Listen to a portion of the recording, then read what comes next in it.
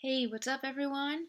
Well, today, maybe you all know, maybe you don't, it's the 40th anniversary of the Rubik's Cube, so I will be solving it for you. I could do it in a little under a minute and a half, we'll see. So I'm gonna break it all up.